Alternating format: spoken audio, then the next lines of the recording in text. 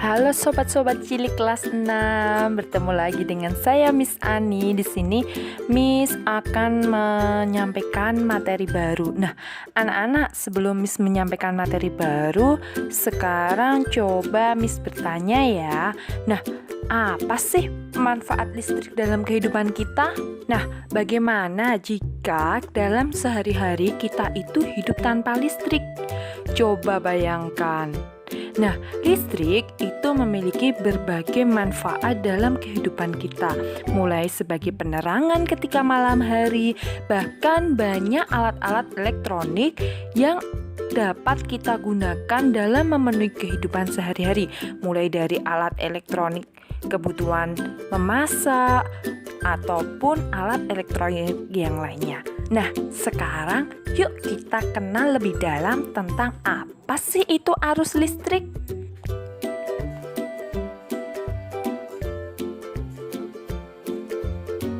Nah, jadi arus listrik adalah aliran muatan listrik pada rangkaian tertutup yang mengalir dari tempat yang berpotensial tinggi ke tempat yang berpotensial rendah.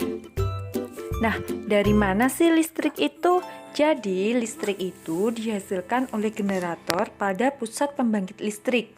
Selanjutnya, energi listrik itu akan disalurkan ke gardu-gardu setiap daerah, kemudian disalurkan lagi melalui kabel-kabel ke setiap rumah, sehingga kita bisa menggunakannya ya.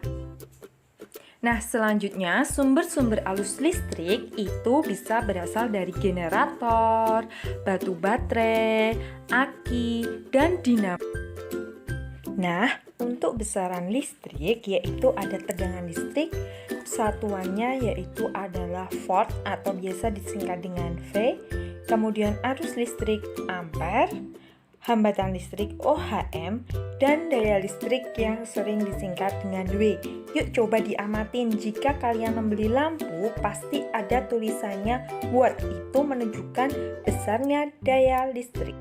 Nah, selanjutnya apa sih itu rangkaian listrik? Jadi, rangkaian listrik adalah susunan alat-alat yang dihubungkan oleh arus listrik sehingga menghasilkan arus listrik. Nah, banyak banget anak-anak ini sering kita ketemui di rumah, yaitu banyak alat elektronik itu yang menerapkan rangkaian listrik. Yuk coba kita lihat seperti apa rangkaian listrik itu. Jadi, rangkaian listrik itu dibedakan menjadi dua ya. Ada rangkaian terbuka, itu terjadi jika saklar itu terbuka sehingga menyebabkan tidak ada aliran listrik. Yang kedua adalah rangkaian tertutup, jika kabel itu saling berkait sehingga terdapat aliran listrik. Nah, selanjutnya kita akan melihat komponen-komponen listrik. Jadi, komponen listrik itu adalah susunan benda-benda yang membentuk suatu rangkaian listrik. Di sini ada kabel yang berfungsi untuk mengalirkan arus listrik. Yang kedua, ada saklar yang berfungsi untuk memutuskan atau menyambungkan arus listrik. Selanjutnya, ada baterai, itu sebagai sumber arus listrik. Selanjutnya, ada lampu yang digunakan sebagai sumber cahaya, di mana jika aliran listrik sudah mengalir, maka lampu akan menyala. Rangkaian berdasarkan susunannya dibedakan menjadi tiga, yaitu ada rangkaian seri, rangkaian paralel, dan rangkaian campuran, di mana rangkaian campuran tersusun atas kombinasi antara rangkaian seri dan rangkaian paralel. Nah, rangkaian seri adalah salah satu rangkaian listrik yang disusun secara berjajar atau berseri. Contoh penerapannya dalam lampu neon box ataupun lampu senter. Nah, coba perhatikan gambar di samping ini. Ini adalah gambar rangkaian seri di mana tersusun secara berjajar. Ya. Nah, kelebihan pada rangkaian seri ini yang pertama, rangkaian lebih mudah dibuat. Yang kedua, biaya pembuatan rangkaian lebih murah. Kenapa? Karena hanya membutuhkan kabel lebih sedikit ya. Yang ketiga, analisis kerusakan lebih cepat. Dan yang keempat, arus yang mengalir sama besar antar di setiap lampunya. Selanjutnya, Kekurangannya, satu, jika salah satu lampu mati, maka beban yang lain juga akan ikut mati ya. Yang kedua, pembagian arus listrik yang tidak merata sehingga nyala lampu lebih redup. Selanjutnya, rangkaian paralel adalah rangkaian alat-alat listrik yang dihubungkan secara berjajar dengan satu atau beberapa cabang. Nah, contoh pemasangan lampu paralel ini contohnya pemasangan lampu di rumah-rumah.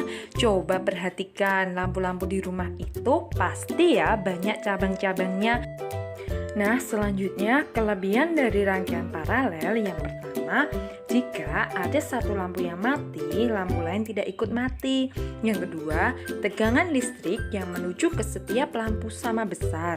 Dan yang ketiga, lampu menyala lebih terang.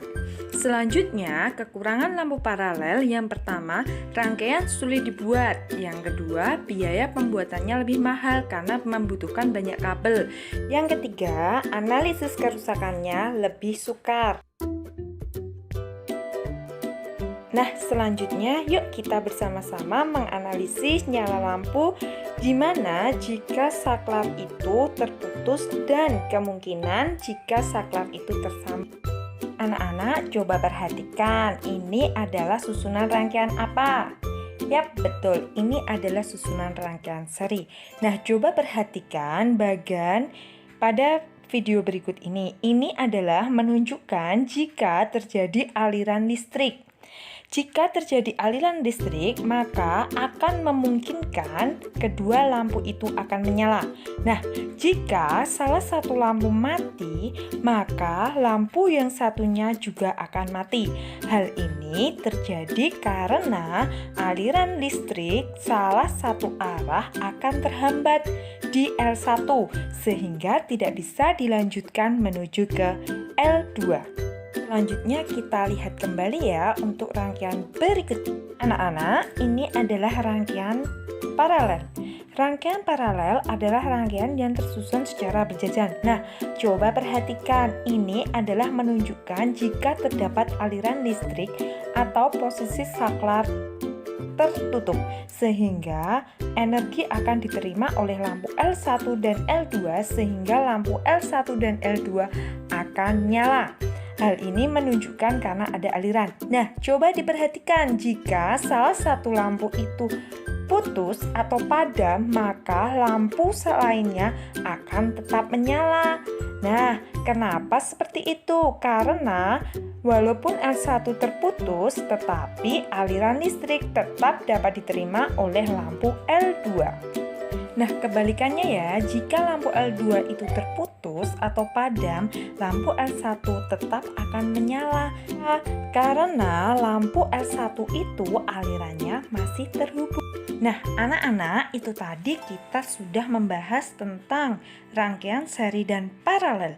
Oke, selanjutnya kita akan membahas tentang lampu yang menggabungkan antara lampu seri dan paralel.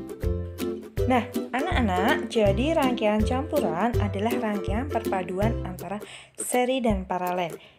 Nah, jadi jika bagian lampu ini tertutup seperti ini ada campuran seri. Namun, jika sudah terbuka semua, nah ini menunjukkan rangkaian campuran karena campuran antara rangkaian seri dan rangkaian paralel. Sudah paham anak-anak terkait dengan rangkaian campuran itu seperti apa?